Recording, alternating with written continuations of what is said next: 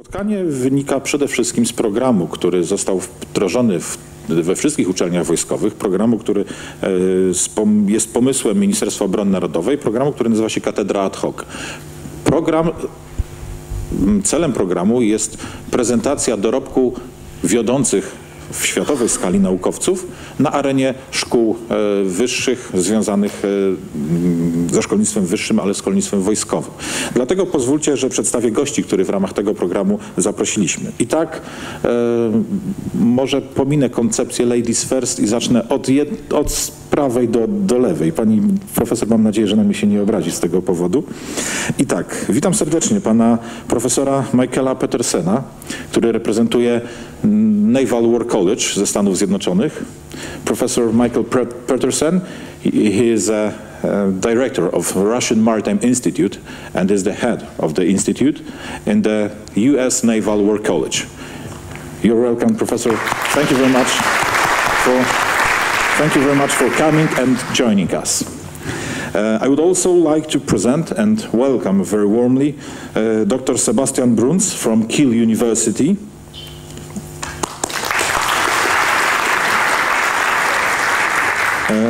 Dr. Bruns represents the Institute for Security Policy at the Kiel University, and he is currently the head of Center for Maritime Strategy and Security.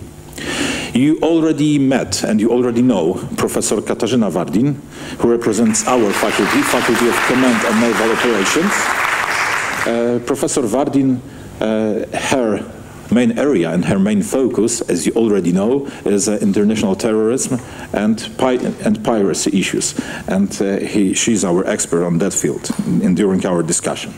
You already also know Professor Jan Asmussen, who is associated professor at our faculty. Professor Asmussen, welcome, and thank you for accepting our invitation.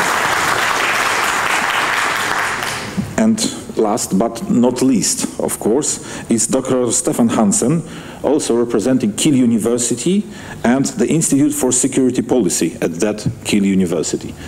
Dr. Bruns, welcome to our academy. And again, last but not least, I hope at least, is myself. I'm the Vice Dean for Education and Students and the faculty, and you all have already met me at the courses that you are attending. I will be honored to take part in this discussion as one of our experts again. I do hope also that these discussions that we are going to have today will be very fruitful and productive. What we do really count on is not only the voice of our experts, but also the voice and possibly questions posed by you, by our audience. Welcome again, and I hope that the discussions will be fruitful not only for our experts, but for you as our students, our PhD students, military courses attendants as well. Thank you very much for coming and enjoy our discussions. Be active at all the parts of this discussion. And now this is the place where I give floor to Professor Asmussen, who agreed to take part of a moderator of the discussions. Professor Asmussen, the floor is yours and the audience is yours as well. Thank you very much. Yes, thank you very much. Thank you again very much. Ladies and gentlemen, it's a great honor for me to host this panel. As you already heard from the introduction, I'm working here at the Academy at the Faculty at Command and Naval Operations. But for me, today is a very special day as well, because I'm originally from Kiel. And we are very happy that we host our partners from the Institute of Security Policy in Kiel. And before I start off the discussion, I would like to make a short round. We already have an introduction of our panelists, but maybe, if you could tell us very shortly what you are actually doing at the moment, where you are working about, and I would like to start with Michael Petersen, and then we just take the round and then we start off the discussion.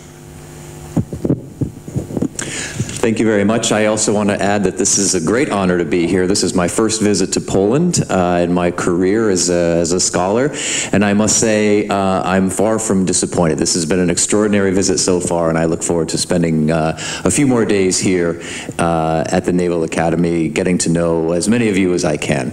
I also want to begin by saying that what I'm about to speak with you about is my own opinion only. I speak for myself. I'm not here to speak for the U.S. Navy. I'm not here to speak for the U.S. government or anybody else, just for myself. So whatever lunacy flies out of my mouth is my own. My current research actually examines Russian language writings on the nature of warfare, specifically maritime warfare. I ask, what does war look like from Russia's perspective? What does maritime conflict in particular look like? What does anti-access area denial warfare look like from the Russian perspective? We spend a lot of time in the United States trying to understand this from a US perspective, but that leads to a lot of mirror imaging and a lot of misunderstanding about the nature of conflict with Russia. I'm not an advocate of conflict with Russia. I actually don't believe that a war with Russia is imminent. I don't believe that a war with Russia is going to happen anytime soon, nor do I believe it will happen at all. But I think we're being prudent if we think about such things. We have a tradition in all of our countries, in Poland, in the United States, in Russia even, of thinking about the nature of conflict and thinking about the nature of our enemies and planning in a prudent way to be prepared for conflict. And that's what we do at the Naval War College, and in particular at the Russia Maritime Studies Institute. So ultimately, what my research looks at is what the Russians themselves are saying about warfare and how they understand the nature of warfare, both at the strategic and operational level. I think I'll leave it there, and we can sort of dive into that a little bit more as we go forward over the course of our discussion. Well, good morning. Also from me, it's a great pleasure to be back in Gdynia. I was here on vacation last summer. It rained all the time, and so this time the sun is out. I'm very happy and to be in the company of future leaders and this expert panel. Yeah, as you heard, I actually have two hats that I wear. The first hat, of course not right now, but the first imaginary hat is that I have the good fortune to be the head of the Center for Maritime Strategy and Security at the Institute for Security Policy, University of Kiel. It's a center of 5 people, 5 permanent positions right now, so I get to manage some younger scholars, some younger colleagues as well. My own professional level of or area of expertise is U.S. Navy strategy, and this is where I'm quite happy. This is this event is happening this week, not last week, because I just published my most recent book last Friday, so I couldn't have referred to it if this event had been last week. And so the U.S. Navy strategy is the subject of my research, my work. More broadly, I'm also, of course, working a lot on the German Navy strategy. I was part of the German Navy Chief of Naval Operations Strategic Advisory Panel, where we wrote a strategy. It was actually quite good, I dare say, but it was never published because people in Berlin did not think that it would be a timely publication. They were scared because of the election or something like that, and so. So that's the one hat I'm wearing. The second hat I'm wearing, it's very closely related to what I just described, is that I direct the Kiel Sea Power series, which is a series of events that the ISPK has set up actually earlier this year in 2017. And as part of that series, we organize events, symposia, conferences, workshops, mostly in English, international, because we feel that there's a very, very distinct need for Germans to explain to other countries, to their allies, like Poland, like Denmark, like the Netherlands, how the German maritime mindset is working. And also, on the other hand, I realize, because I'm being asked quite often to speak about a German position, and of course I'm a civilian, and I can only go to so many conferences when my schedule is full.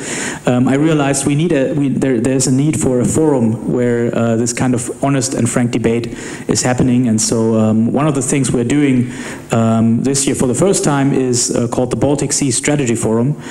It's a trilateral organization between the University of Copenhagen in Denmark, the Swedish Defense University in Stockholm, and the ISPK. And we hope to bring together, and I know there will be people from this academy participating, experts who are interested and engaged in the Baltic Sea strategic community and in the maritime arena. And so, yeah, those are very briefly my major pillars. And once again, thank you so much for this opportunity. Thank you very much. Good morning, everybody.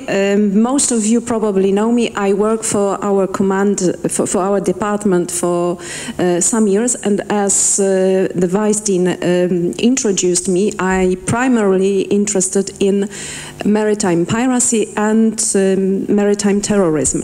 Those two things are dearest to my heart, if I may say so. But of course, there is always something behind. And piracy and terrorism, it is just the outcome of weak states, fragile states, or whatever we call them. We used to call them also failed states. So this is also the area of my interests. Why do they fail? Why do they become weak? Why they do not deal with problems, and what can we do to help them? And there is also another thing which is quite interesting for me, illegal migration, because this is also the outcome of weakness of the state. So these are the fields which I'm interested in. At the moment, I'm working, actually I have finished the paper for our conference, which is connected to illegal migration through Mediterranean Sea and how the European Union deals with this problem, whether the problem is dealt with correctly, do we have any successes, or maybe these are just endless work, endless job. So that's what is my main field of interest. Thank you very much. Thank you. Yeah, good morning, ladies and gentlemen, also from my side, and thank you for the invitation to the Academy. We felt very warmly welcome here, and yeah, enjoyed the beautiful weather already, yesterday evening especially. Very beautiful weather. We didn't expect that in end of October or mid of October. Yeah, and I'm Stefan Hansen. I am the managing director of the Institute for Security Policy, so I also wear two hats, I would say, two imaginary hats. The first and main hat is leading and administrating this institute, a think tank connected to the university in Kiel, northern Germany. And the second hat is directing the Center for the Research on Terrorism and Radicalization. So that's a little bit off topic, but connecting to your expertise. But I can provide a third perspective, I would say, because I was a naval officer in, I would say, former life. So I was trained in the German Navy, and I'm still partly active as a commander of the German Navy reserve officer. So that's what I also can offer to you, a little bit an inside view on the German Navy. So I leave it to that for the moment. Thank you. I may repeat the words of Professors Asmussen and Professor Vardin You probably all already met me and already well know me, but to be short, my naval background, I mean the time of the service aboard our maritime vessels, is and was always connected with hydrographic support squadron.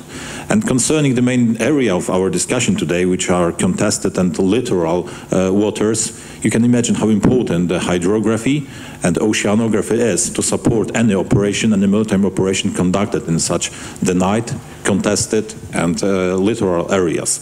My career connected with Naval Academy has started already like 11 years ago.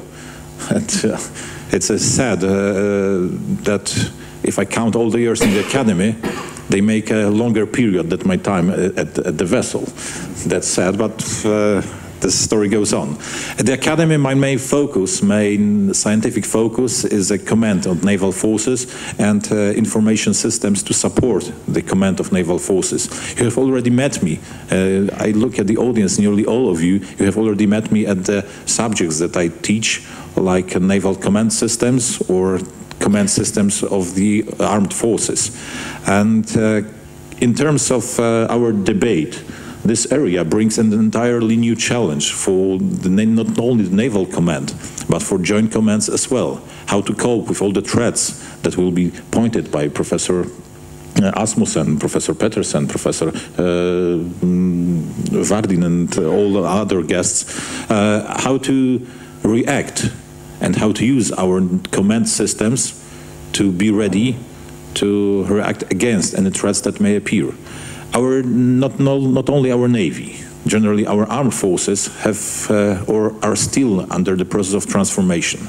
They are transforming from the industrial army, industrial navy, and the organization that was characteristic to the 20th century toward the information age. We are talking about net-centric warfare, about hybrid warfare.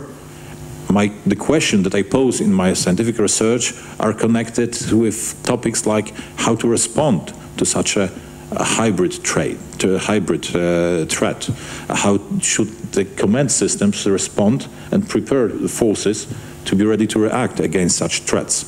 So that's my area of my expertise. I'm currently working, and the few steps are remaining to publish a book about the idea of net-centric warfare in commanding of maritime forces. You may expect the book, maybe not, but the end of that year, at the beginning of 2018, I hope. And that's it. I hope that I will be productive and again may say anything from my point of view to that debate. I hand over to Professor Asmussen.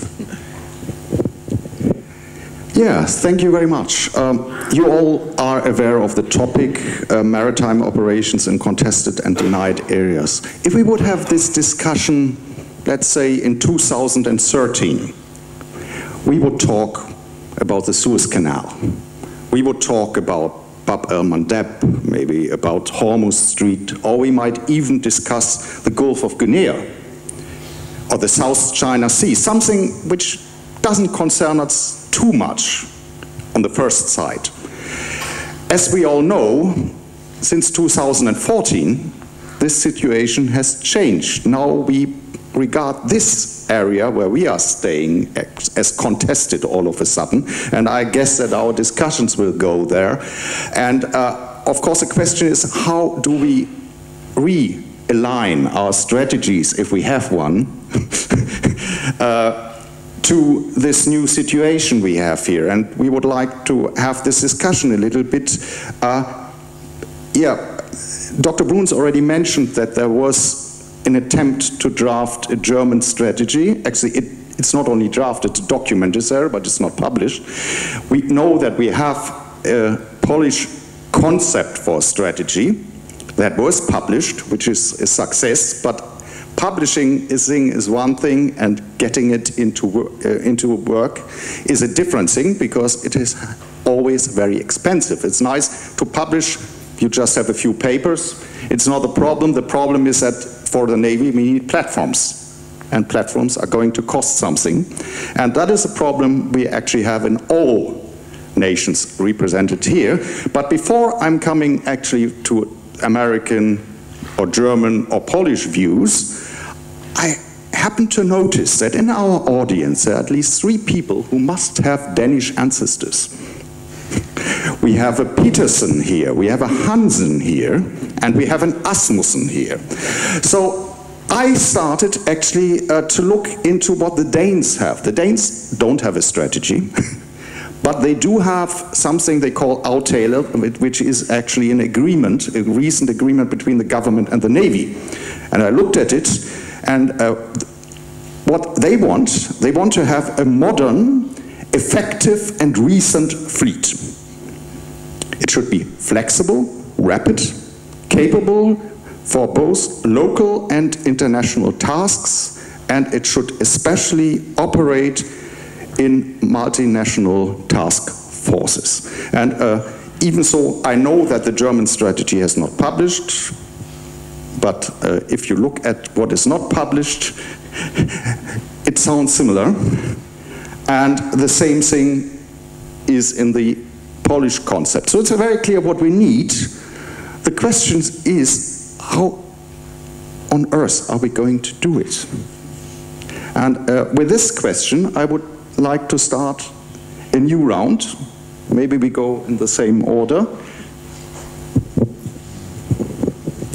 Thanks very much. It's quite an interesting question. I think maybe what I'd like to try to do by way of answering that is frame this against the primary threat, the primary challenge, and that is, of course, the Russian Federation.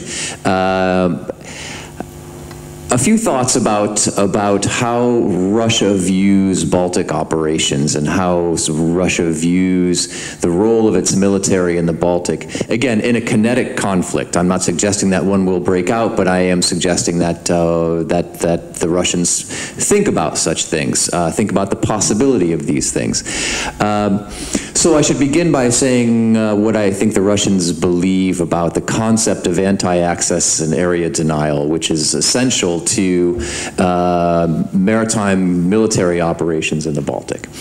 Anti-access area denial sort of began as has been around for quite a long time. It's not a new concept. I mean, as long as in recorded military history, this is a concept that has existed for a long time.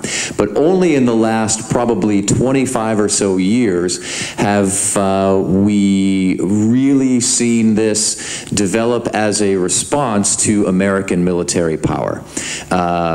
What I mean by that is that in the wake of the Gulf War in 1991, many countries began looking at the mistakes that the Saddam Hussein regime made in the course of that conflict. And what most countries agreed upon, in fact the Russians also agreed upon this, was that the biggest mistake they made was allowing American forces to build up in theater in the first place. So the idea here is, behind Russian A2AD in the Baltic anyway, is that you don't allow American forces access to the theater at all. Or you deny them the ability to build up a large number of forces in the theater prior to the actual conflict breaking out, both as a deterrence mechanism prior to conflict and then as a way to raise the cost of any potential conflict that would follow afterward. So that's the first thing. The idea here is that it is you don't allow any enemy forces, that is American forces in particular, access to the theater itself. Second, you project a great deal of power from land to the sea. The Russian Navy is but a shadow of itself, of course, of its former Soviet self, and it has changed in some ways the ways that they think about how to operate, that is, at the operational level of war. Rather than trying to operate on the high seas and deny transatlantic sea lines of communication and interdict transatlantic sea lanes of communication, I think the Russians think more about operating from shore and projecting power from shore and denying access to these areas. By doing things like, as I say, they don't interdict transatlantic sea lanes of communication. They write in open sources about striking fixed facilities. So places like Bremerhaven, for example, and places like Gdynia, ports in Gdynia, are all potentially on a target list for the Russians in the case of a conflict, mainly because they have built up the capability to do so. So they have the intellectual idea here behind A2AD, and in recent years, in the last, call it 10 or so years, they've built up the technological capability to do so by developing long-range, high-precision weapons, by developing cruise missiles that can strike effectively both ships at sea and fixed targets. So all of this, I think, this discussion needs to be framed by the primary threat axis, as we say in the United States, and of course that is the Russian ability to project anti-access area denial power from land to the sea. Now, how do we respond to this? Well, the U.S. Navy is working very hard to respond to this, and in some cases struggling with this idea because it is a Navy that has been built, and I should leave this to you in some ways, I suppose, but it is a Navy that has been built over the last 25 years and has been conditioned to believe that it can go anywhere and operate any time with impunity. That's obviously no longer the case.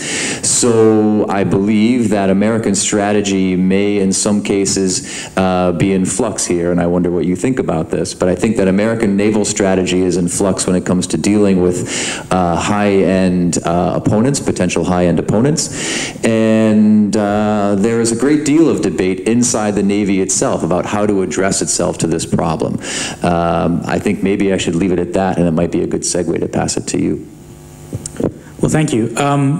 If I may go back to your question, Jan, I was trying to think of a very concise answer, but probably if I had that concise answer, I would be probably selling it quite expensively to my own government, because the art of implementing strategy, yeah, there's a lot of PhD dissertations that can be written about it, and so I want to go back as I was trying to think of a concise answer, and I found myself remembering something that was in an academic essay by a guy named David Rosenberg in 1995, 20 years ago, and basically he outlined, okay, what's important for how do you get strategy right, if there's such a thing as right strategy, but he and his co-author, they framed it in a very concise manner. They said you need the 5 M's, okay? The first is men. Nowadays is of course men and women, but this is 1995, and you know, it only works with when you use the men. So the men as a human being, exactly. Thank you. Which means in our nowadays demographics, you need the right people, rightly trained, rightly equipped, the right number of people who want to serve in your armed forces. And not only that, but also who want to drive military thinking, military strategy. And this is not only limited to the Navy or the Army or the Air Force, but also, of course, to politics. You want the right number and the right kind of people to advance in these kinds of careers, which includes military academies, which includes senior level government posts, and of course, you know, it just takes a while. It's not something you just order, like you order 50 new tanks or 2 new frigates, although that's also quite difficult these days. But demographics is a real factor. How do you get especially younger colleagues, to decide on a career in the national security field, right? And how do you get them to join the Navy, join the Air Force, join the Army, whatever, or go into politics? This is the first M. The second M is machinery. That's also quite an old-fashioned term. It refers to the industrial base. If you do not have in your country the industrial base to build the ships, to maintain them, to care for them over the course of 30 years. Of course, you can always look to neighbors, which is, we're living fortunately in a wonderful alliance called NATO, and there's also another alliance called EU. So there are things, it's easier these days to connect, although in the military sense, of course, it's still very much nationalized, as you all know. No one wants to buy Chinese-built warships. Who knows what kind of software or bugs might be installed. So that's the second M. The third M is called mentality, which refers to this old, maybe you've heard it before, the old differences between whether you are a maritime nation or more of a continental nation.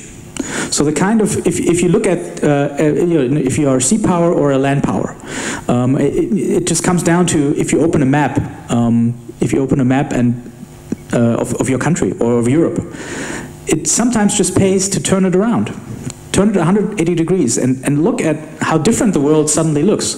But we are conditioned by our own mindset, by our own maps really, to think about whether we are a continental power. Germany certainly is one. We tried it twice with maritime power, it didn't work. And Poland is a continental power too. And how do you balance this? How do you not only get this kind of little maritime thinking mentality into it, but overall, what kind of mentality do you have? What kind of country do you want to be? And so that's the third M. The fourth M is money. Now that hasn't changed much. Most important indeed. NATO, as many of you are aware, all of you are aware, has decided that NATO member states should commit at least 2% of their gross national product, I think that's what it is, the 2% to defense. If your economy is not doing well, that 2% is not a lot of money. If you're doing very well, it can be a lot of money. If you maintain a very high cost-intensive army or air force or navy, that money is going to go away very, very, very quickly. If you're not doing that, then you have a lot of money to spend on high quality toys, for instance, military toys in that sense. And so this is an important factor. And you see it, by the way, in other countries. My own country, before the election last month, the Social Democrats were debating, well, 2%, is that really necessary? Can't it be 1.7526% either? And if we do the math, and I'm terrible at math, and I think they are too, how can we trick the system a little bit? So you have to think about investments and the money. And the fifth M sort of ties all of these issues, men, women, machinery, mentality, money together, is management. How do you manage emerging security challenges? How do you manage your armed forces? Do you send the best and the brightest to the general staff? Or do you send them to the government? Or do you send them to the military academies? I'm sure that would be a good idea. How do you manage this? Do you have people in leading positions, both military and civilian, that have an idea of where this world is going? Or are they just terrible managers in a way? If in democracies you have the enduring challenge that every 4 years or 5 years there's a general election. So which of our political decision makers has the time, the resources to devote to really think about how's the world going to look like in 10 years, 20 years? What's Russia's trajectory? What's Poland's trajectory? What's Denmark's trajectory? And the same with the military. You're being transferred if you're in uniform every few years or so, and then you have to manage. You have to keep your vessel afloat, or you have to get your aircraft operational. There's not much time, I suppose, not much time to think about the trajectory of the Russian Air Force or the concepts of hybrid warfare. And so management is a very important fifth factor. And I'll leave it at that. Thank you. Thank you very much. Is it the fifth or the fourth factor? I think... There might be a sixth one. The sixth one, yeah.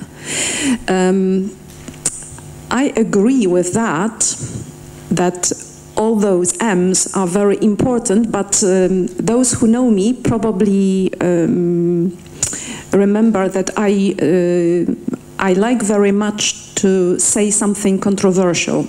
So, how about the fact that we don't have those 5 M's individually as a country? Maybe we should remember that we are part of such alliance as EU, and maybe this is the way that we should try to cooperate on that subject. We should try to make some kind of common policy, common maritime strategy that might be cheaper, easier to achieve, more efficient.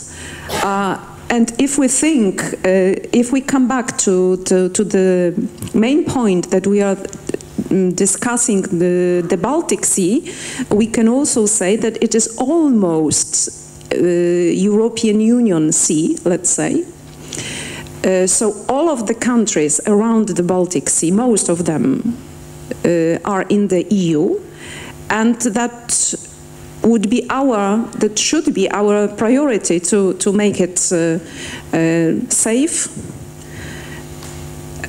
So maybe it would be easier to deal with this security safety together. I know that probably most of the people here, gathered here, don't like the idea of organizing, let's say, common forces to secure. But if we don't have all those 5 M's, maybe that would be the only idea, the only way to make our space more secure and our operations more efficient. Thank you. Yeah. Thanks. I would like to, talking about strategy, I would like to complain that writing in strategy is becoming harder and harder. It was, you all know, much easier in terms of Cold War, of course, because the enemy was clear and the scenarios were much easier to achieve. Nowadays, I can sum up the development of the German armed forces, for example, to make a point that is very important to me.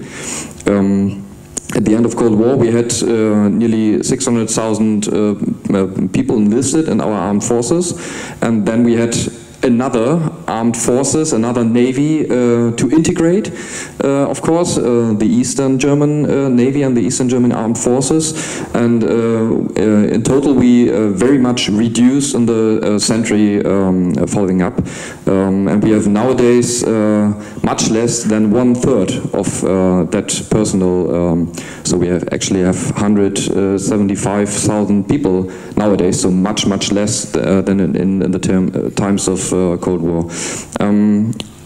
That's one point. So reduced personnel. Now the second point, completely different scenario, of course. In the end of 1990s, we started, or Germany was thrown into new scenarios not known to us. We started stabilization operations. We started, first time in our century, or in our history, past Second World War history, we started not to consume security, but trying to think about producing some kind of security.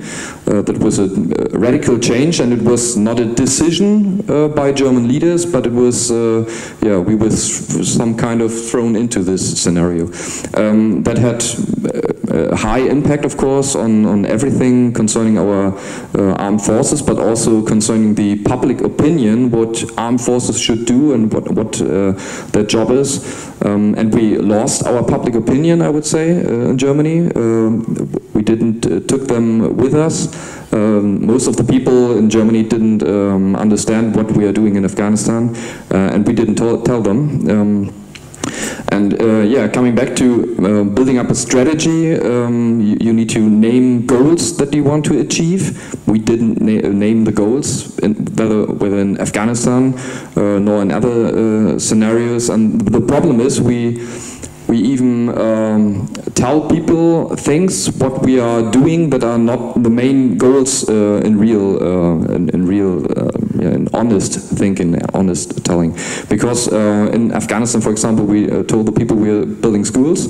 Of course, that's not the job of armed forces, and in piracy scenarios, we are telling the people that we stop piracy. That's not the main goal. Armed forces are not, or the main reason that they exist is not police jobs. Normally, this is a job for the Coast Guard, of course.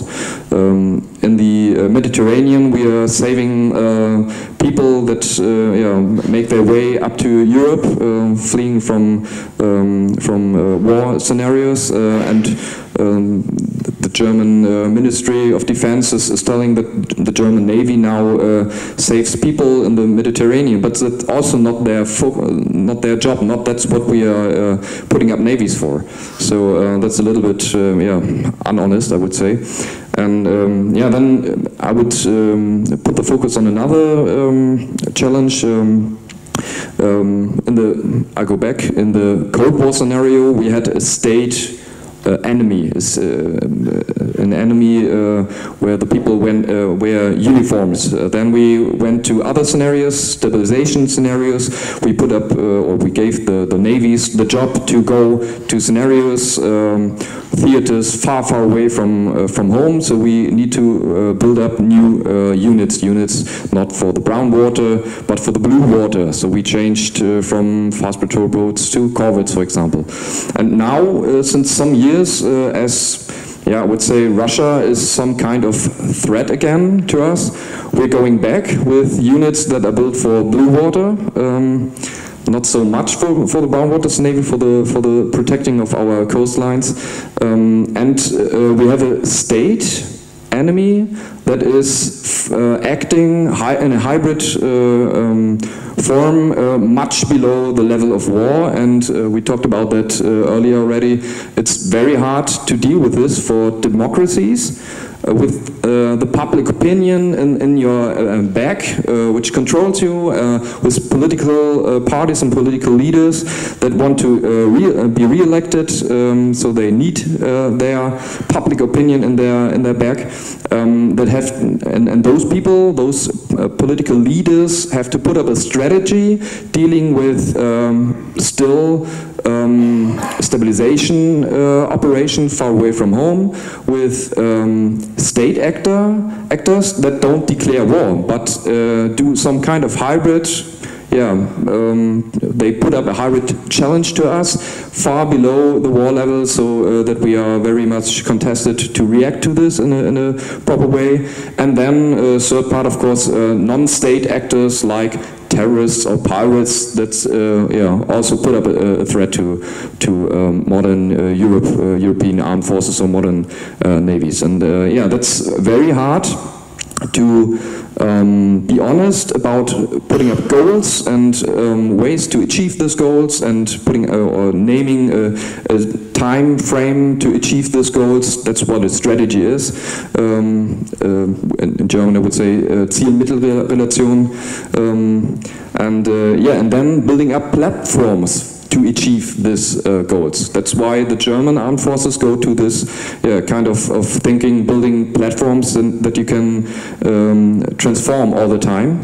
So you have a unit that can do everything, more or less, and like with the Lego bricks, you put on some capacity, some warfare, some weapon system, for example, but that so far is not working very good because the people that are behind that, the people that have to cope with this systems, for example, they need to be trained and they need to work together and so on. So in fact, it's not working very good.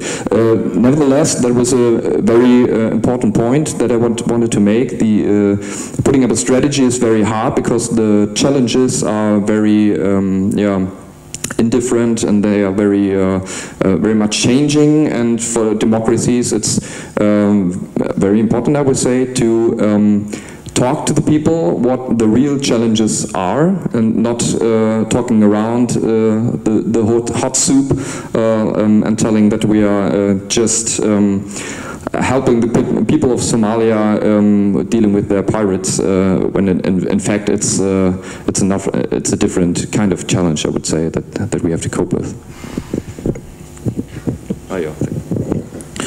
I have just realized that looking at us, I'm in quite best position because I have a possibility to comment on whatever you have already said. I'm going to do that. But coming back to Jan's question, Professor Asmussen's question, you have cited the strategy to be of Danish government and Danish maritime strategy. What has appeared in the wording you used was a perfect picture of our needs, but without any significant point that will show us how to achieve that. Taking out from your comments, I may say that we are planning to have an excellent platform capable of doing anything, anywhere, at any time, at any place. It is simply impossible, because we will end up with building a vessel of the size of a, let's say, corvette, and we will fill it with guns, artillery, missiles, underwater systems, MCM, mine countermeasure capabilities. At one point, we are missing the displacement. We cannot fit it on a single boat. Of course, we can see, and there are examples visible in various fleets, starting from already mentioned Danish fleet, so-called flexibility, some kind of modular building, shipbuilding. But technically, it is possible, and it is quite simple. We may exchange, for example, artillery module, and instead of that, place MCM module. But we are forgetting about the crew. At the same time, we have to exchange specialists to maintain this equipment. Another case are the command systems. Maybe interfaces will allow us to quickly switch the subsystems aboard the vessel, but to work it out in a chain of command, in command systems, it's not that simple. And again, it involves personnel, the expertise of the personnel, which we are forgetting about. The ideal picture is to achieve so-called, and this is the wording that appears in international papers, agile army or agile forces. I have tried to translate this word agile into Polish, and believe me, it's not simple to keep what stays behind when you think in English about what agile or agile army means. Such wording like robust army, like self-synchronized army, like centralized efforts appear behind this agile forces, but it still does not reflect what is behind.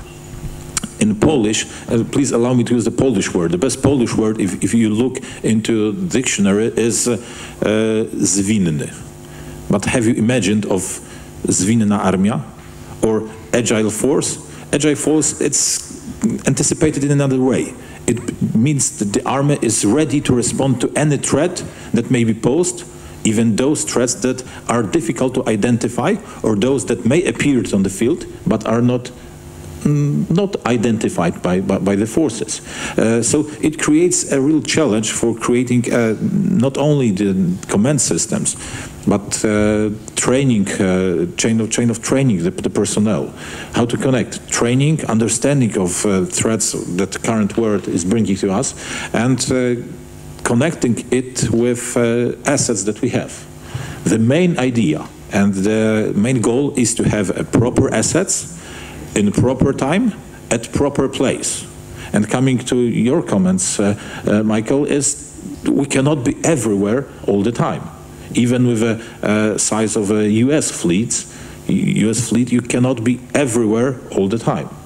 So we have to focus on that areas that bring us or are perceived by us as most dangerous for our nation. And here we comes to what Katarzyna said, that we should look toward creating policy not only through national eyes, but through international organizations like EU, like NATO. Please forgive me. I'm in the one in uniform in this expert panel. And I will stick more toward NATO solutions rather than EU solutions. Because apart from creating this peaceful environment of EU, we still need to maintain certain abilities in our lethality. It is also pointed out that, having in mind all these international ideas of net-centric warfare, we have forgotten at some place about lethality. We are still overestimating the value given or the value added by the well-prepared 21st century ready command system. We do believe that all the computers, all the communication will bring us to the first place in any conflict, but still, without being lethal at this tactical operational level, we will not succeed. And the problem, probably not only of our Navy and our armed forces, is something which was already identified by Margaret Thatcher and was called the dividend of peace. The cost that we are paying for the long period without conflicts in our vicinity. Of course, we can see a lot of conflicts that are happening in the world far away from Europe, far away from Poland. And as they do not touch us directly, we still pay this dividend of peace. We were, at least over last years, we were lowering the number of personnel, we were lowering the number of equipment. At the moment, this tendency is turning around. We switched into the direction of having new equipment in the Navy, in the Army, and in the armed forces. We do create a new type of warfare. We have created a territorial defense. We have created, or our MOD has just created last week, the cyber defense units.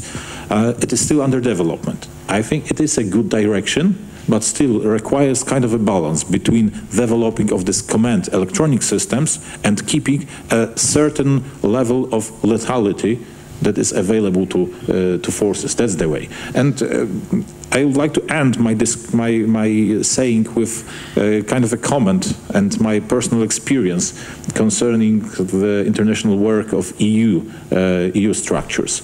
Like a few months ago, I had an opportunity to take part in a meeting which was held in Brussels in EDA, European Defence Agency. From my perspective, it was the first time that I was able to take part in such a committee. But if I looked as an observer, how the decision process, how the discussions are going, I really do not believe that EU is at the moment, at least at the moment, capable of developing any solution in a not very distant time. There are too many opinions, there are too many national interests that oppose each other or oppose one another in order to achieve a common picture and common view.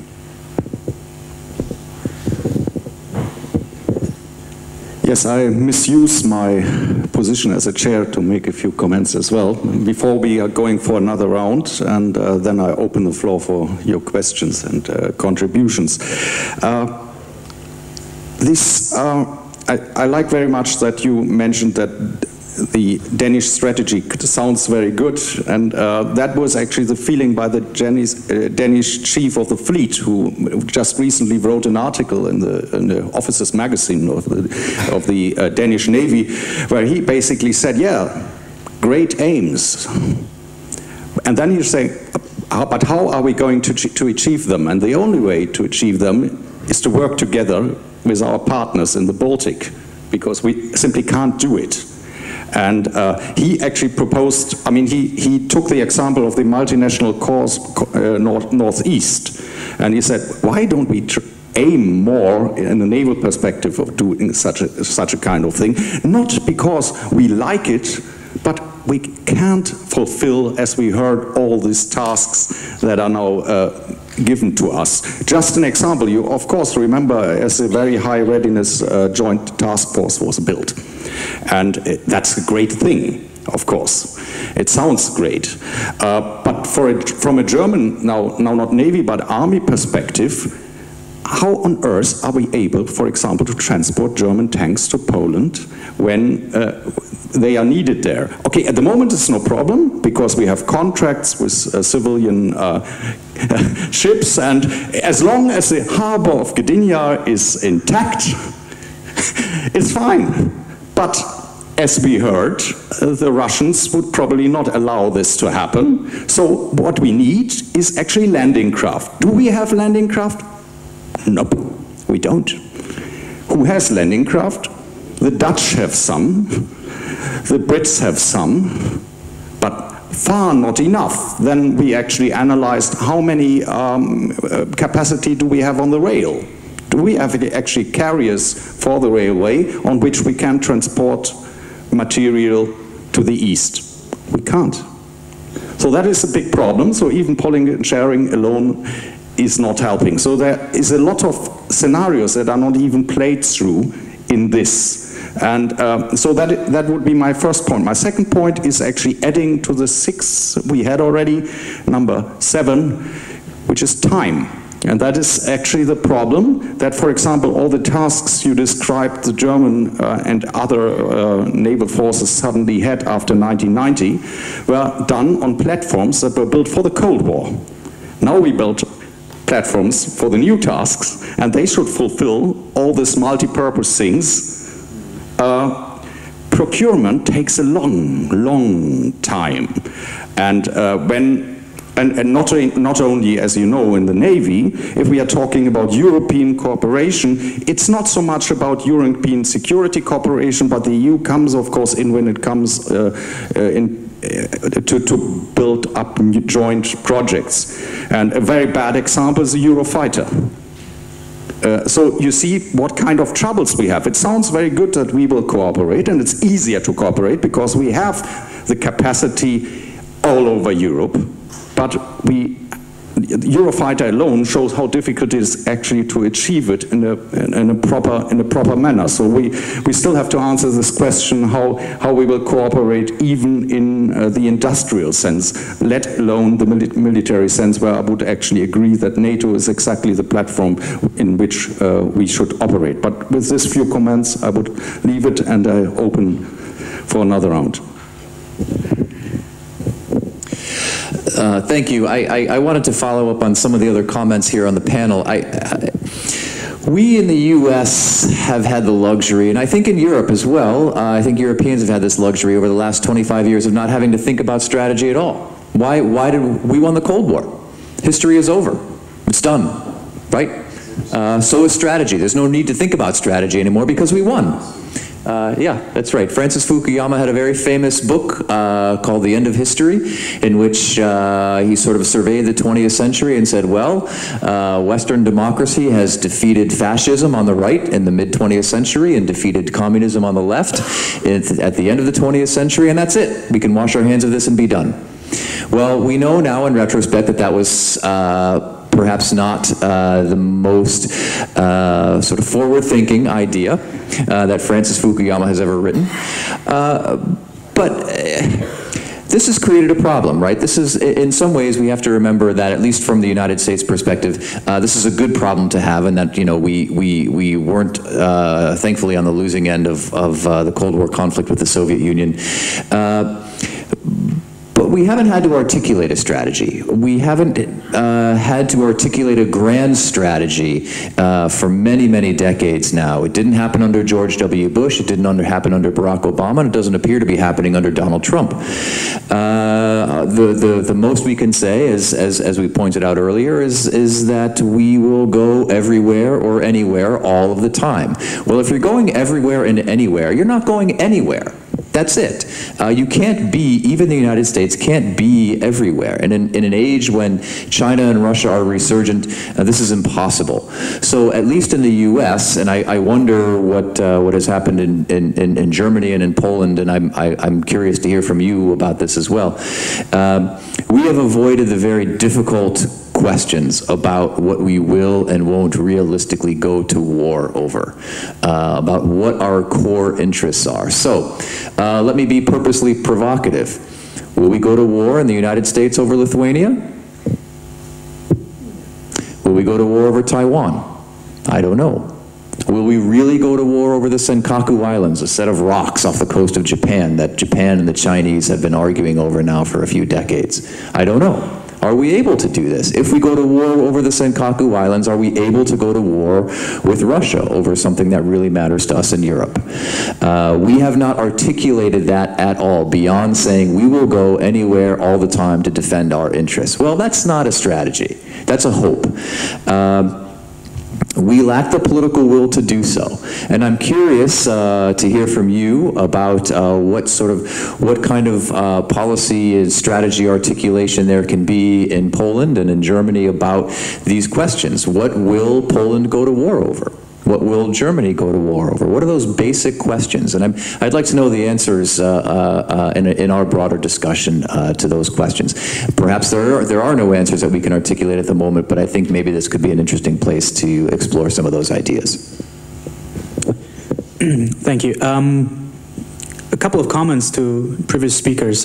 First, I think what we need to do as a community is to remind ourselves all the time what strategy is about. And Stefan touched upon this briefly. It's about ways, ends, and means. You cannot discuss strategy by just looking at the ways. And of course, sometimes you are limited. You just look at the force structure, or you look at political programs or something like that. You cannot discuss strategy if you simply look at the ends. Yeah, we all want a peaceful world. Okay, fine. How do you get there? And this is something. This is almost. It's almost like an illness in the strategic community itself, at least from my perspective. Everyone sort of agrees, yeah, there's no strategy. Yeah, go fine, okay, but how does that help me in my discussions? How does this help me make this world a better place, or at least make my country safer? And frankly, I'm pretty fed up about the fact that so many people are bemoaning the lack of strategy. God knows, I've been there. I've always, it's very easy, very cheap on any podium to say, oh, there's no strategy. But it's increasingly frustrating to me, because it feels like we're really losing the initiative over this. And this goes back, as I was thinking about the topic for today, last night, making some notes. I thought, okay, well, if this is a contested area, if we're talking about the Baltic Sea as a contested area, it means we are letting someone contest it. In other words, we've been losing the initiative, or we're not emphasizing what we can and what we have. And so we need to remind ourselves that first, strategy is both an art and a science. Art, as you know, is in the eye of the beholder, as they say. But strategy is also a science. There are very clear elements to strategy. And we need to articulate them, and you all, and we all, need to articulate them to our political, military superiors, and perhaps even to society. I mean, this would be the perfect thing when the societies of NATO member states would be all understanding and having a very frank discussion, but also a very constructive discussion about the strategy. It's not going to happen. But there are still some people, some colleagues of mine, at least in Germany, who would like to see that happen, but they don't provide a way how to get there. And so this is something that we need to remember. Strategy is always ways, ends, and means, and this is very important. It gets lost in translation quite often. And the second issue I thought was very good. I'd like to comment on this is the question of what's our grand strategic plan, and where are we going? I mean, who has strategic foresight? I don't know about Poland, who is responsible for the grand strategic foresight. I know in Germany, I can't think of anyone. It's probably academics like Stefan and myself and Jan to a degree from here, who shape the debate and who always, like a pin, pinch people in Berlin. Hey, what about 10 years, 20 years? Hey, what about like the nosy little child, and sometimes I'm deeply scared, because I think, wait, Is this now my responsibility to look 20 years into the future? And so that is a problem. The other issue, you know, if you look at it from another point of view, is what if you have like the United States has every 4 years there's a new quadrennial defense review, which means it's a mandated review that the Parliament, Congress, U.S. Congress asks the Department of Defense to do, and it's you know, every 4 years, you know, they submit one of these reviews, and then they get to work on the next. And it's similar with the national security strategies, the national military strategies, the naval strategies, you know, all these programs and strategies. You never get out of the next one, right? It's almost like an academic life. You publish an article, and then you have to write the next one.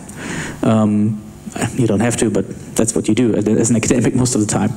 So, but my point is, which one? You know, we have to find a medium ground between publishing strategies and formal documents every 4 years, every 3 years, every 2 years in some cases, and publishing none at all.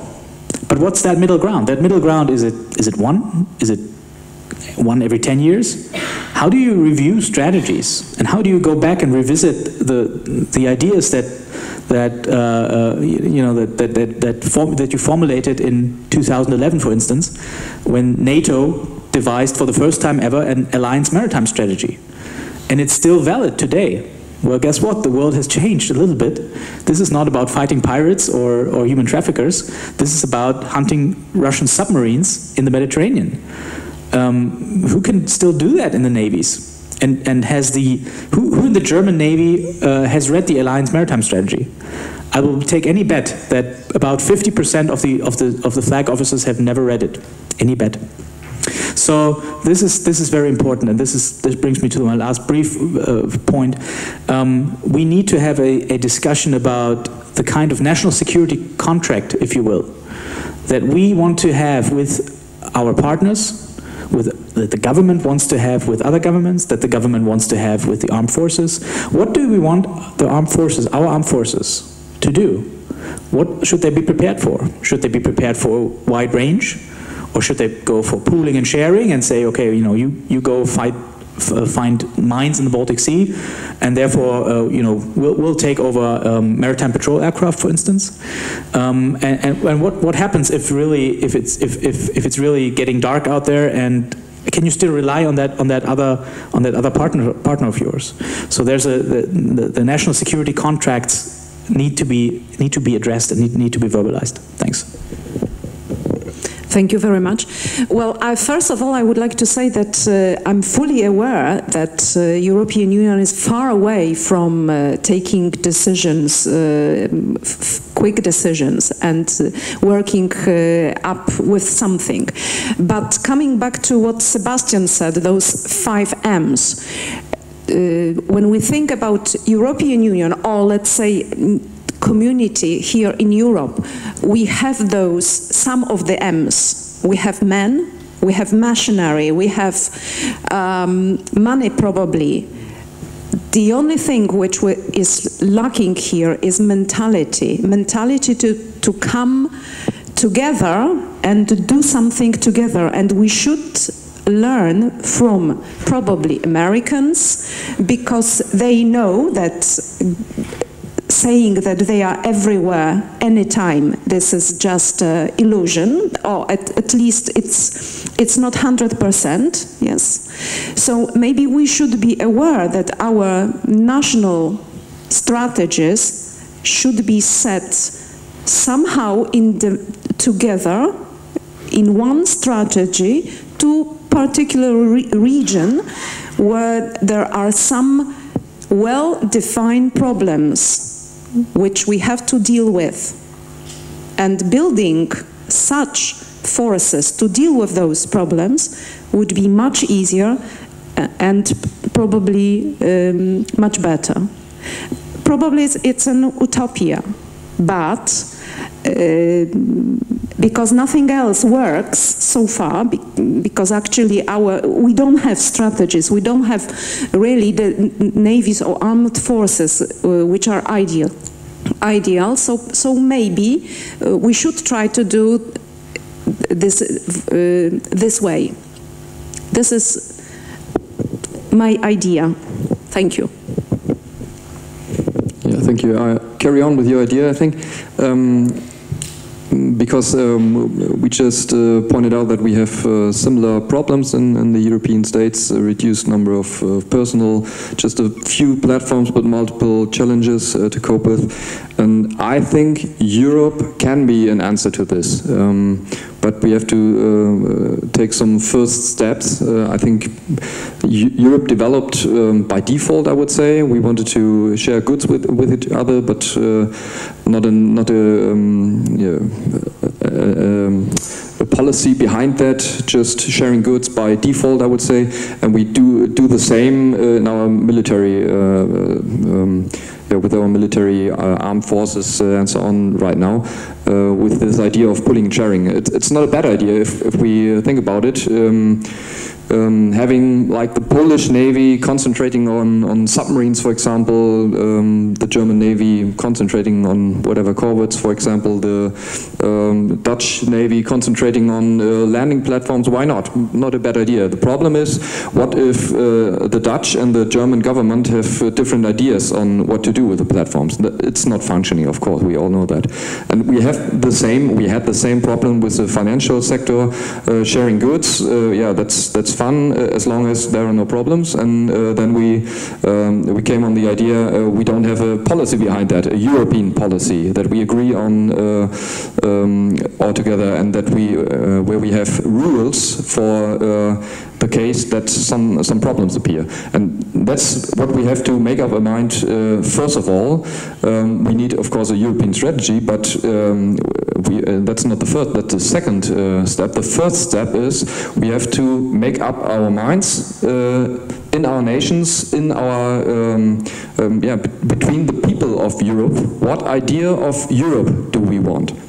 Do we want a Europe of strong nations and a weak Europe above? Do we want a federal state of Europe with some competences at the nations and some competences on the European level, for example? For example, a European Navy, but the rest, all the other inner competences and so on at the state level. And another important point, a strong European Coast Guard, so that the navies, the European navies, don't have to deal with the refugee crisis, for example, that makes forces free. Or do we want a state of Europe? To be honest, I'm not sure what I want. I haven't made up my mind till the end right now, but we have to share our views on these possibilities we have and on the idea of Europe that we want for each other. I leave it with that for the moment. Okay, Sebastian, you have just asked a question whether it is you who should be responsible in Germany for creating the maritime security strategy. We have a saying in the Polish armed forces. Please present your abilities to your supervisor, and he or she will definitely put it under your duties.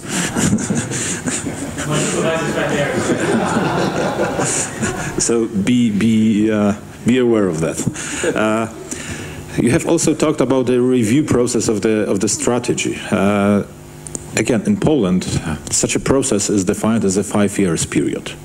We are obliged to redefine or rewrite our strategies every 5 years. Our current national security strategy is already, in this 5 years term, outdated.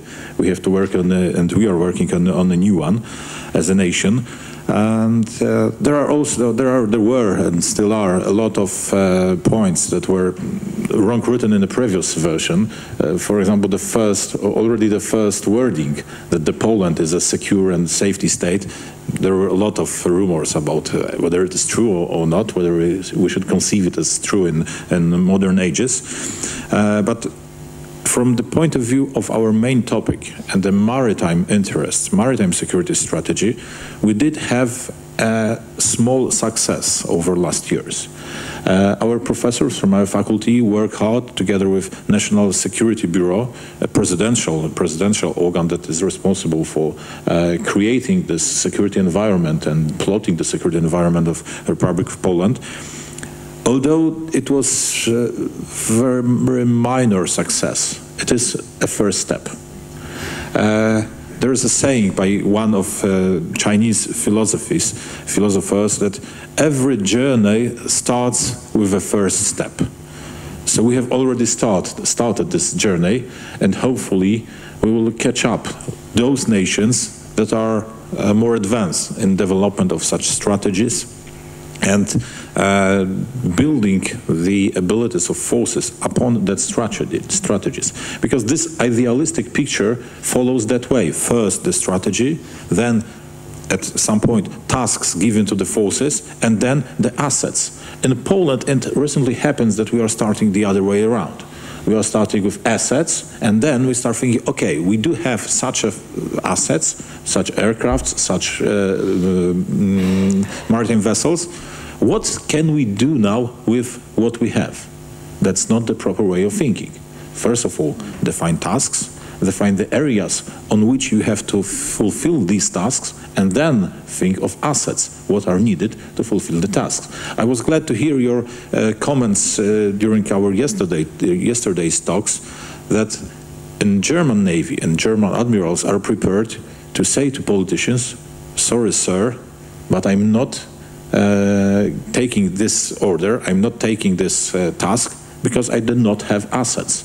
In Poland we are still missing that attitude in high-rank commanders to refuse politicians or say directly that we are not prepared to do all the tasks that you want from us with the assets that you gave us. And we are playing a child, as your role was. We are waving. We need more assets. We want that assets, but still, looking at the national domestic products limitations, we know that it's not going to be a fast process. But what is a leading word of our conversation, if I may lead to a summarization of our conversation, is so-called interoperability. Are we or are we not ready to interoperate with other states, no matter whether it is an operation operating under the NATO's umbrella or EU's umbrella? We still have to be interoperational. And what is most important is not this technical part of interoperability, not the interfaces, the command systems. What is primary target is so-called mutual trust. Whether we as a nations, as separate nations, having often different national interests, do we trust each other? Do we trust in EU, NATO gremiums, one another? Whether our wills are pointing toward the same goals, or is it only goals during the peacetime, and when the crisis comes, we still are keeping the ways that are leading into different directions? And that comes to Michael's questions, whether we want to be one nation, EU nation, one Europe state, which was your wording, or whether we want to be still nations only covered by EU umbrella, which is, in my opinion, the worst solution to be followed in the nearest future. Thank you. Yes. I was just thinking after I heard Katarina's comments and about the other comments about strategy, that of course a very important aim why we draft the strategies is not only to make our minds up, but actually to send a powerful message. In this case, a powerful message to our neighbor in the East. And so I was reminded on the reference to the quotation, we do not want to fight, but jingo if we do. We have the ships, the man, and the money too. And that was three of your points, actually. And as long as we can't say the sentence, our strategy is not convincing. And with this, I would like to open up to your comments and questions to anybody in our panel. So please. Yeah. General Staff Human Resources. The question regarding some phrase what was already said by all of you. Common defense, common idea, multinational staff, common efforts, and the phrase maybe was by you, but I had a couple of times during the 5 years last, I really added comprehensive approach.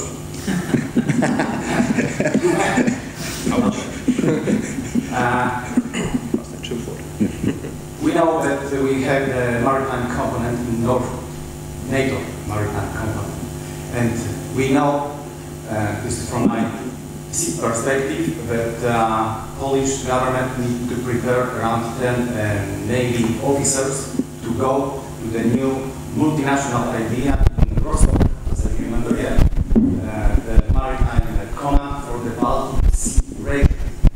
Is it the idea linked to what you said about the new comprehensive approach, common efforts, common multinational command, or, I'm afraid a little bit, explain me that we are doing something like the duplication of the already existing Navy command?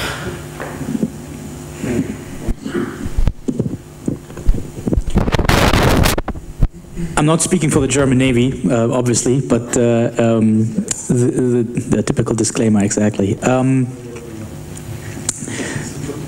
So from the German mindset on, Germany just loves the comprehensive approach. Beautiful, it's just wonderful, because at the end of the day, someone else will do it. We're here for, we're going to build the schools, and we're going to drill the wells. And the fighting in Afghanistan, someone else do it. But it's comprehensive, right? Mm-hmm. The problem is, when you look around and there's no one around you to do the heavy lifting. Or in the case of the Baltic Sea, you are the biggest guy in the room. Then it's very hard to say, well, Poland should do it. We're big, we're a powerful industrial nation, almost unharmed from the economic crisis, almost unharmed from the refugee crisis, lots of money, lots of political power. It's very difficult to point at someone else and say, you should do it.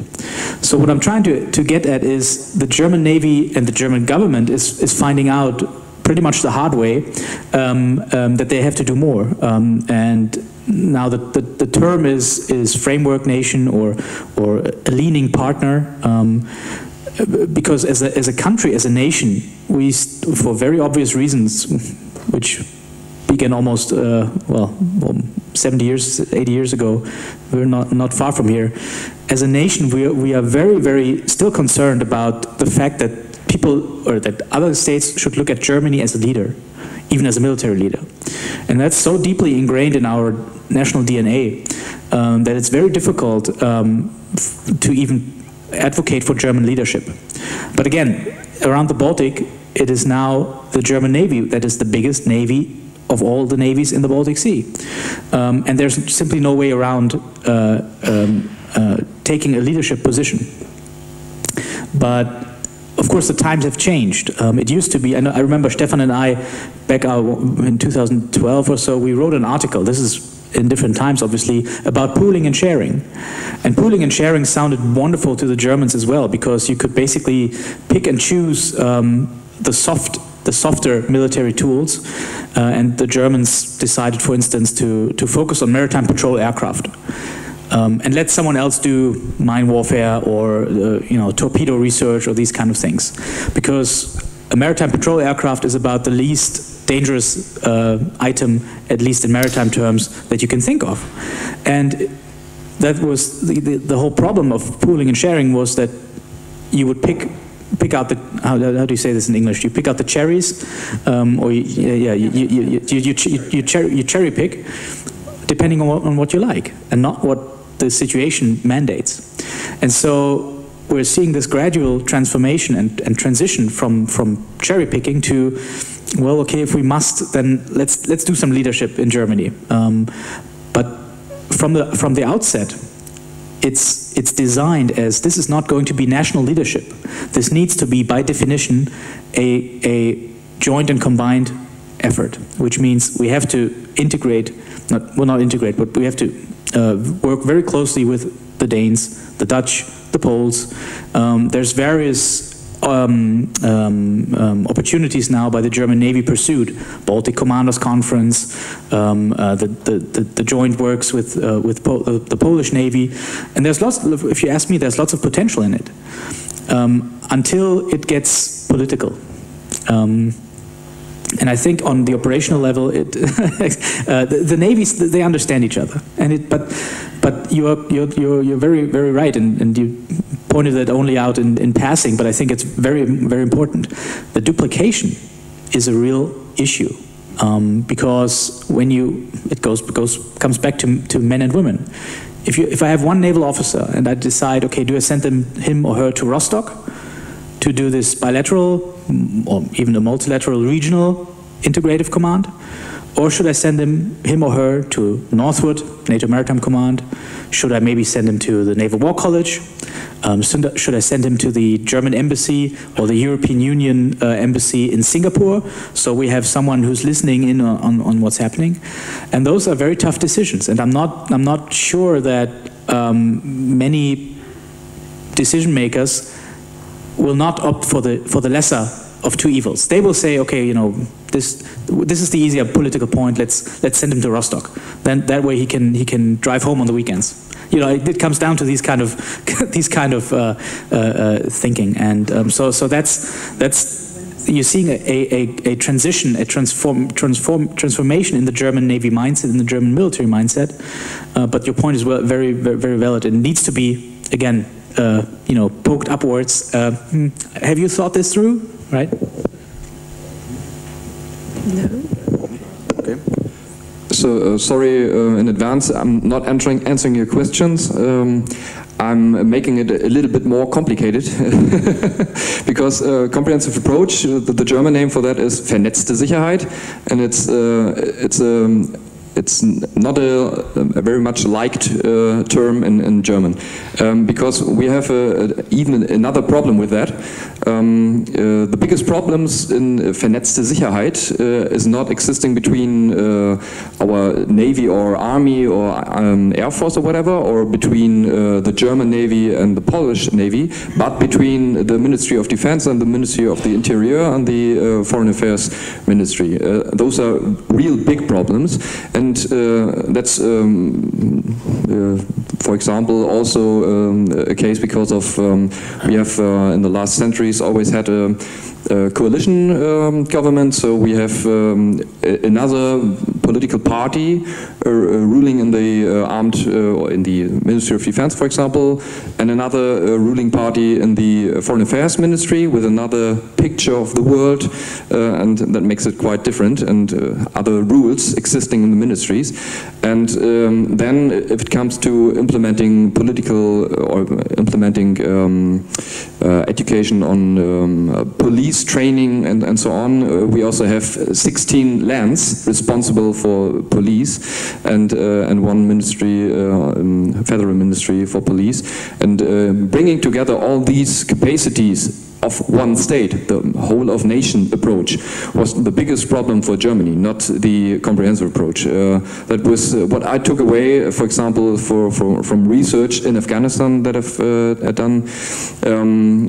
It's all good between German army and the US Army, for example, but real big problems when it comes to Ministry of Defense and Ministry of Foreign Affairs in Germany. Yeah, so.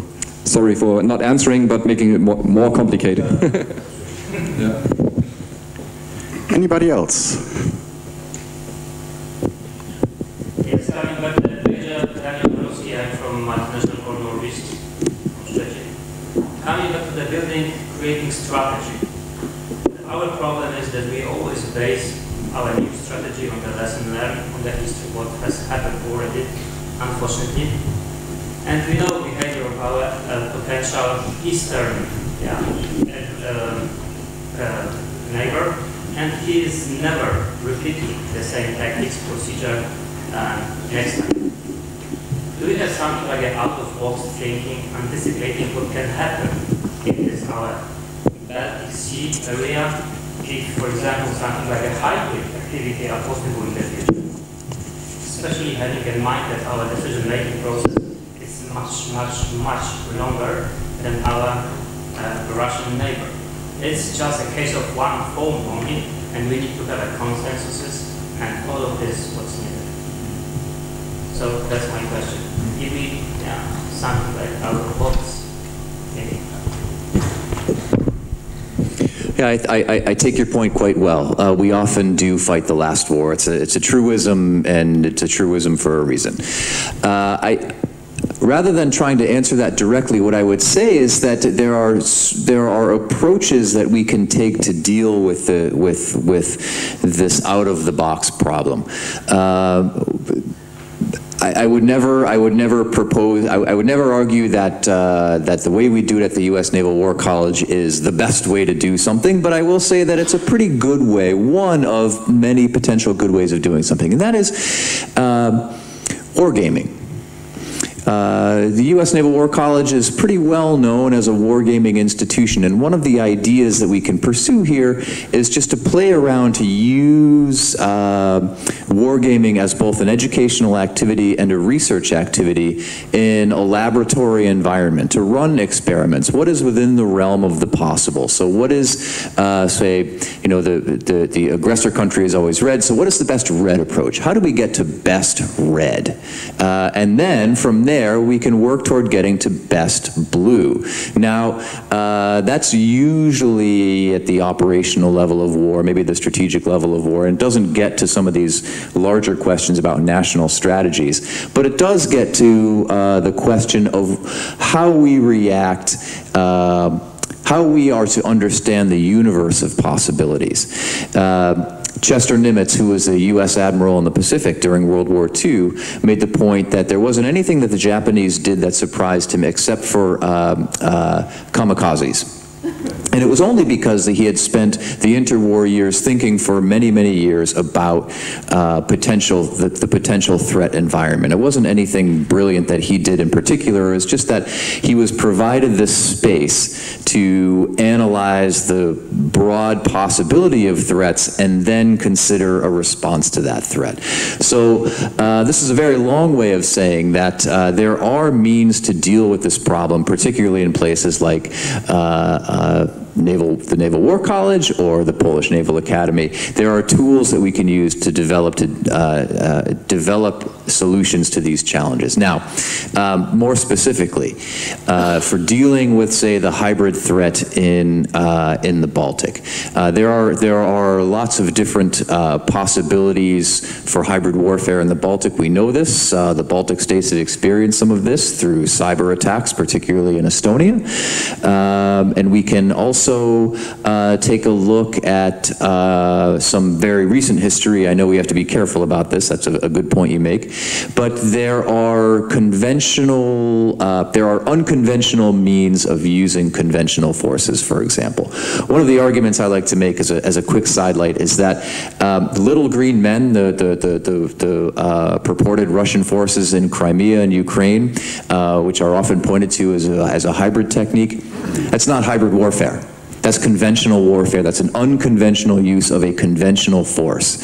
Those soldiers were there to seize communications checkpoints. They were there to seize government buildings. They were there to seize key infrastructure targets. That's a conventional preparation of a battle space. It is not hybrid warfare if you take the ensign off a battle cruiser and don't give it any insignia at all. It doesn't become a hybrid battle cruiser. It is still a conventional technique. So that's one way to address ourselves to this problem.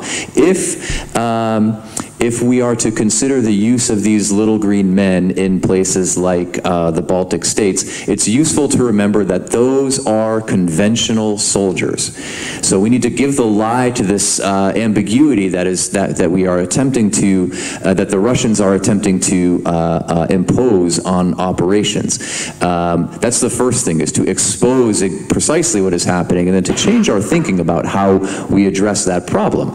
If we consider them that, if we we consider these to be ambiguous forces, then that delays our response. But if we are clear on this, that they're actually conventional forces, conventional troops performing conventional activities, then that is a different way, a different mindset for how we approach this problem.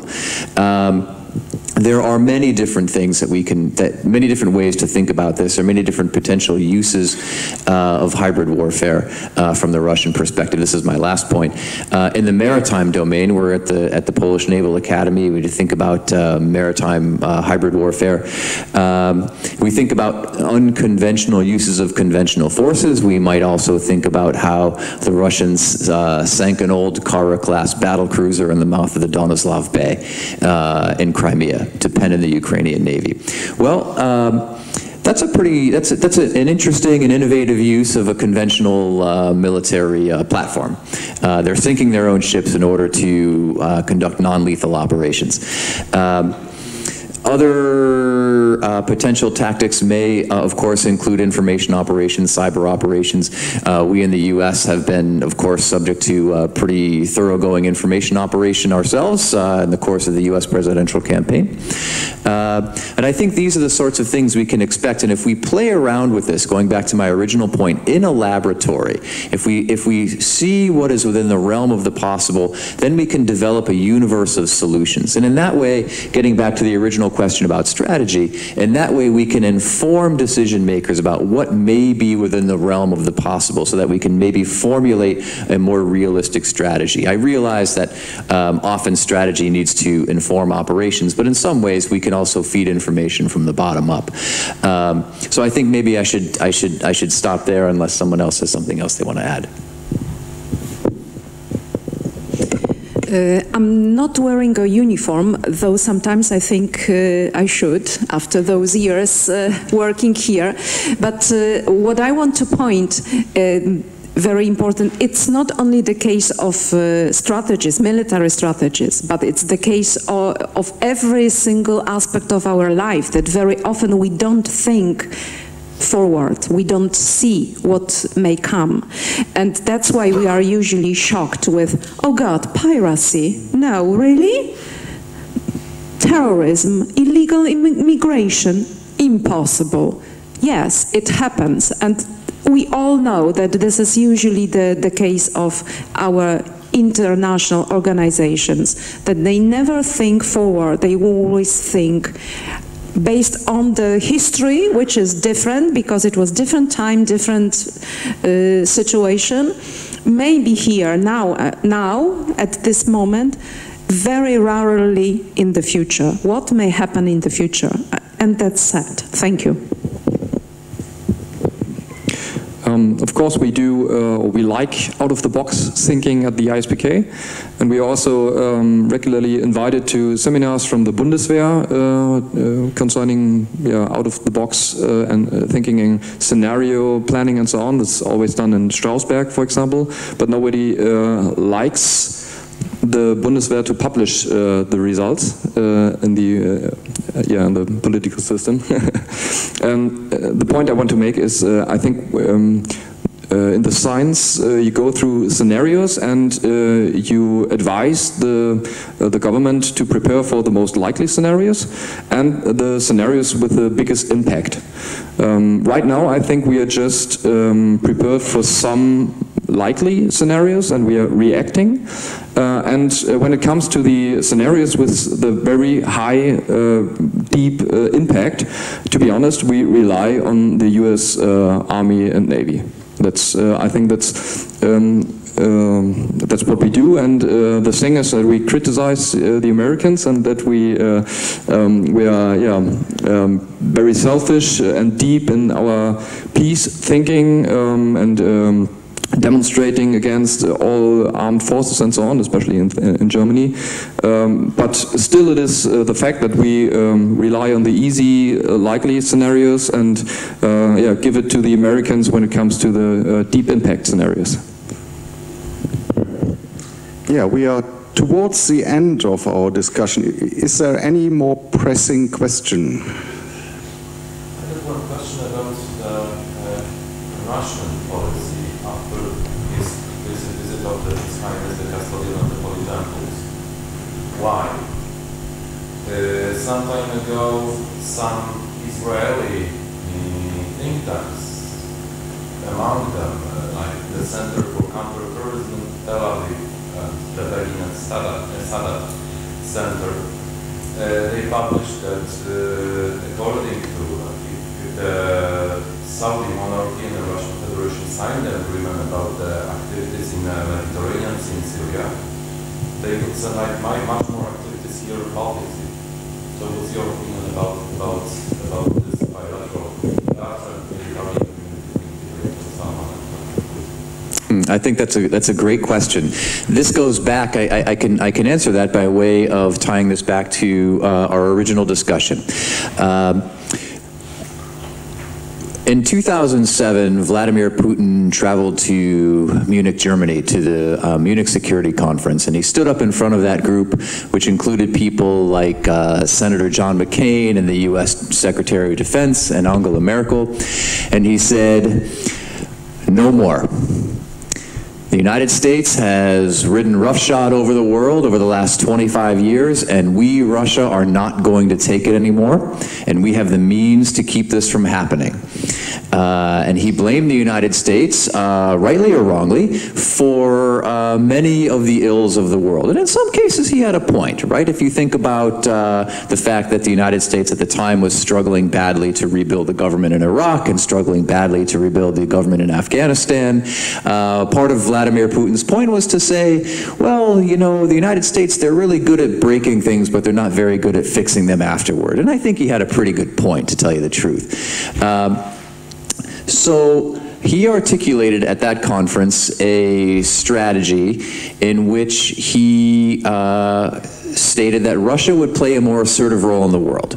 And part of that more assertive role is to find soft spots, the seams between the seams in the relationships between the United States and other countries, the seams in the relationships in NATO itself, the seams in other countries' relationships with each other. And I think these agreements with between the Saudis and the Russians are a part of a Russian effort to do that. I believe in particular that the Russians are beginning to make a much stronger play in the wake of their success in Syria to play a role in the Middle East. They have a pretty good diplomatic relationship with the Iranians, which is arguably, along with the Saudis, the two most powerful nations in the Middle East. So they already have pretty good relations with the Iranians. They have rescued the Syrian government, and I don't think there's any argument there. I think the Assad regime is going to survive this civil war thanks to Russian intervention. And I think they've spotted an opportunity to begin to assert themselves and create what is essentially a multipolar security architecture in the world. As I say, Putin articulated this criticism of American global security policy, this sort of unipolar approach to global security policy, and he articulated a criticism of that, I should say, and then offered an alternative vision, which involved more than one great power playing a role in global politics, playing a role in global security. So I think Vladimir Putin sees a role for Russia in global politics. He sees a role for China in global politics. He may even see a role for India in global politics. But all of these efforts, I think, are part of this articulation of Russia's strategy, which is to begin playing a more assertive role, particularly in its near abroad, but also in some places where its influence had waned in the post-Cold War period. The last thing I'll say is that I don't see any end to this. I don't think that the Russians are doing this in a purely military way. They're doing, of course, doing this via economic means, via diplomatic means, via a sort of a whole of government approach. This is This is an idea that has been articulated by a number of people, including the Chief of the General Staff, Valery Gerasimov. It's sort of it's been called the Gerasimov doctrine, though I think that may be a bit of a misnomer. What the Russians like to call it is something new, something called new type warfare, or maybe new generation warfare. And this is an idea of interstate relations and global conflict in which it's not always about military conflict. It's about economic confrontation. It's about economic competition and diplomatic confrontation. So the Russians believe that they are asserting themselves in ways that are an attempt to limit this sort of U.S. unipolar approach to global power, and they're doing so via a whole of government approach in this idea of new type warfare. Even if it's not a military approach to interstate relations and interstate conflict, there are economic and diplomatic and political aspects to it as well. So this is a very long way of saying, I think these agreements with Saudi Arabia are part of this broader strategic effort in the Middle East, in Russia's near abroad, in Eastern Europe, to begin to assert its influence, begin to limit the U.S. unipolar global security architecture that has been in place since the end of the Cold War, and assert the privileges of other states as powers around the world. Yeah, and I'm going to hand over to Commander Pacek for some famous last words. Not expressed yet and already famous. Ladies and gentlemen, thank you very much for your presence. Our debate has quickly come to the end, but our experts will still be available for you, because as you look at the schedule of your classes, till the end of this week, Professor Peterson will hold a series of lectures with your groups, so you will have a chance to continue discussions that we have started today. Today we have kind of planted a seed of doubts, and I hope that these doubts will grow in your minds and will bring more questions that will be given and will be answered, I hope, during the classes till the end of that week. When it comes to our guests from Germany, from Kiel University, I would like to thank you very much for your presence. Unfortunately, they are leaving tomorrow, but we have planned a coffee break in the main hall of the library, and for the next half an hour, our experts will still be available for you to ask some short questions. And I would like, in the name or on behalf of the Rector Commandant, Professor Schubrich, on behalf of the Dean of the Faculty, Professor Teska, I would like to thank you very much for your presence, for your activity and your expertise that you have given during this debate. And in advance, I would like to thank you to continue these talks during the coffee break and during the lectures that you will have in our academy till the end of that week. Thank you very much, and I encourage you to follow the steps and the thoughts that have been presented here in our books, in our presentations, and continue discussing it in your environment. After finishing that course, you will have an excellent opportunity to present our opinions in your naval commands, air force commands, land force commands, and all the other institutions that are presented here in the audience. Thank you very much. Thank you, ladies and gentlemen.